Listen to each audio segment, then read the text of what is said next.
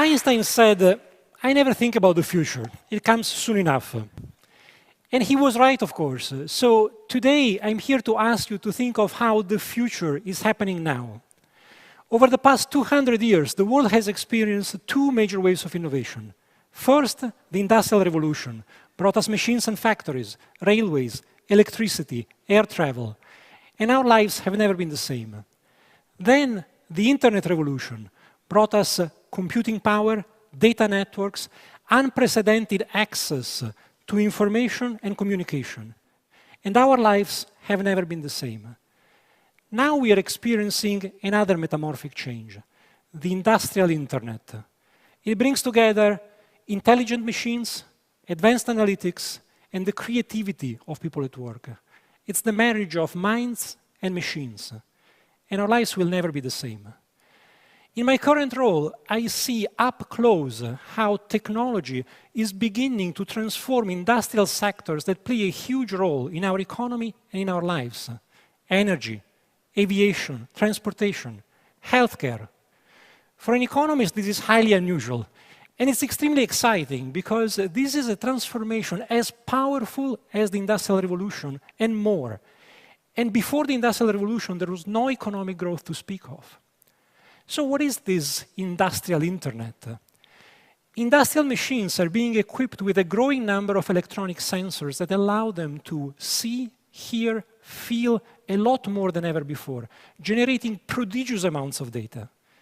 Increasingly sophisticated analytics then sift through the data, providing insights that allow us to operate the machines in entirely new ways, a lot more efficiently. And not just individual machines, but fleets of locomotives, airplanes, entire systems like power grids, hospitals. It is asset optimization and system optimization.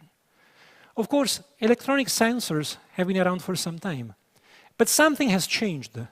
A sharp decline in the cost of sensors and, thanks to advances in cloud computing, a rapid decrease in the cost of storing and processing data. So we are moving to a world where the machines we work with are not just intelligent, they are brilliant. They are self-aware, they are predictive, reactive, and social. It's jet engines, locomotives, gas turbines, medical devices communicating seamlessly with each other and with us. It's a world where information itself becomes intelligent and comes to us automatically when we need it without having to look for it. We are beginning to deploy throughout the industrial system embedded virtualization, multi-core processor technology, advanced cloud-based communications, a new software-defined machine infrastructure which allows machine functionality to become virtualized in software, decoupling machine software from hardware, and allowing us to remotely and automatically monitor, manage, and upgrade industrial assets. But why does any of this matter at all? Well, first of all, it's already allowing us to shift towards preventive, condition-based maintenance, which means fixing machines just before they break, without wasting time servicing them on a fixed schedule. And this, in turn, is pushing us towards zero unplanned downtime, which means there will be no more power outages, no more flight delays. So let me give you a few examples of how these brilliant machines work. And some of the examples may seem trivial, some are clearly more profound, but all of them are going to have a very powerful impact. Let's start with aviation. Today, 10% of all flights cancellations and delays are due to unscheduled maintenance events. Something goes wrong unexpectedly. This results in $8 billion in costs for the airline industry globally every year, not to mention the impact on all of us, stress, inconvenience, missed meetings as we sit helplessly in an airport terminal. So how can the industrial internet help here? We've developed a preventive maintenance system which can be installed on any aircraft. It's self-learning and able to predict issues that a human operator would miss. The aircraft, while in flight, will communicate with technicians on the ground. By the time it lands, they will already know if anything needs to be serviced. Just in the US, a system like this can prevent over 60,000 delays and cancellations every year, helping 7 million passengers get to their destinations on time. Or take healthcare. Today, nurses spend an average of 21 minutes per shift looking for medical equipment. It seems trivial, but it's less time spent caring for patients. St. Luke's Medical Center in Houston, Texas, which has deployed industrial internet technology to electronically monitor and connect patients, staff, and medical equipment, has reduced bed turnaround times by nearly 1 hour. If you need surgery, 1 hour matters. And it means more patients can be treated, more lives can be saved. Another medical center in Washington State is piloting an application that allows medical images from CT scanners and MRIs to be analyzed in the cloud, developing better analytics at a lower cost. Imagine a patient who has suffered a severe trauma and needs the attention of several specialists, a neurologist, a cardiologist, an orthopedic surgeon. If all of them can have instantaneous and simultaneous access to scans and images as they are taken, they will be able to deliver better healthcare faster. So all this translates into better health outcomes, but it can also deliver substantial economic benefits. Just a 1% reduction in existing inefficiencies could yield savings of over $60 billion to the healthcare industry worldwide. And that is just a drop in the sea compared to what we need to do to make healthcare affordable on a sustainable basis. Similar advances are happening in energy, including renewable energy. Wind farms equipped with new remote monitorings and diagnostics that allow wind turbines to talk to each other and adjust the pitch of their blades in a coordinated way, depending on how the wind is blowing, can now produce electricity at a cost of less than 5 cents per kilowatt hour. 10 years ago, that cost was 30 cents, 6 times as much.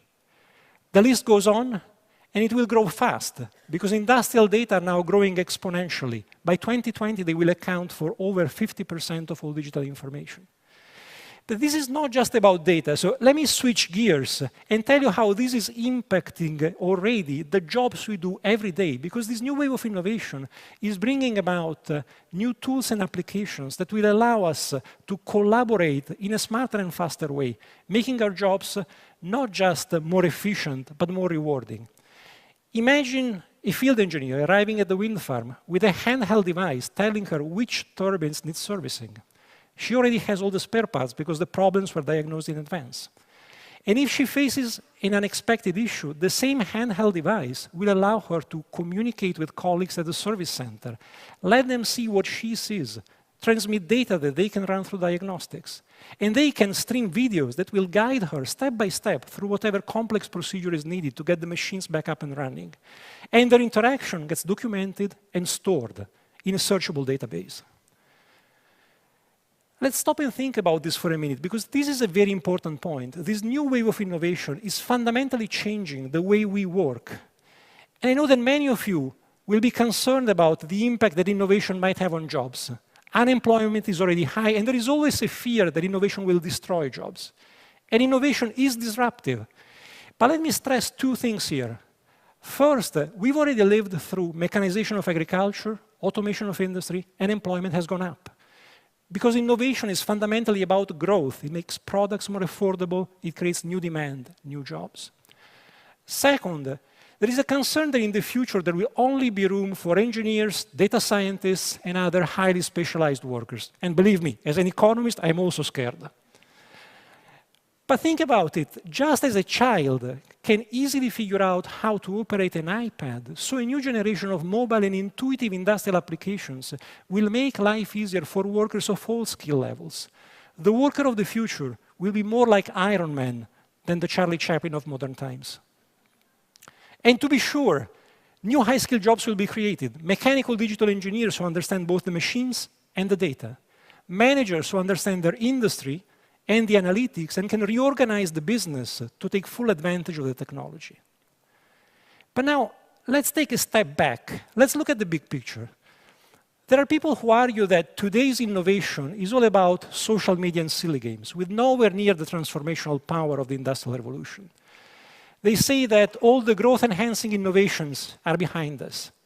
And every time I hear this, I can't help thinking that even back in the Stone Age, there must have been a group of cavemen sitting around a fire one day, looking very grumpy, and looking disapprovingly at another group of cavemen rolling a stone wheel up and down a hill, and saying to each other, yeah, this wheel thing, cool toy, sure, but compared to fire, it will have no impact.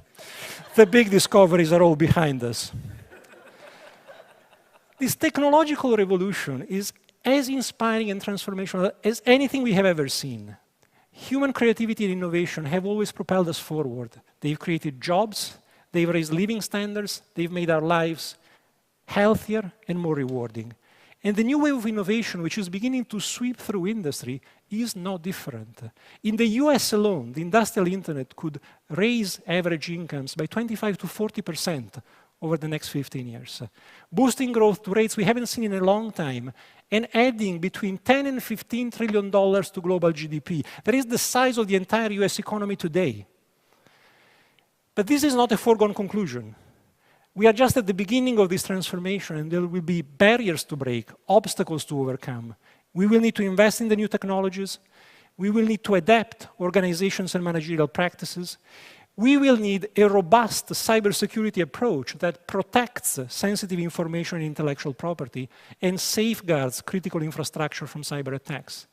And the education system will need to evolve to ensure students are equipped with the right skills. It's not going to be easy, but it is going to be worth it. The economic challenges facing us are hard. But when I walk the factory floor and I see how humans and brilliant machines are becoming interconnected, and I see the difference this makes in a hospital, in an airport, in a power generation plant, I'm not just optimistic, I'm enthusiastic. This new technological revolution is upon us. So think about the future. It will be here soon enough. Thank you.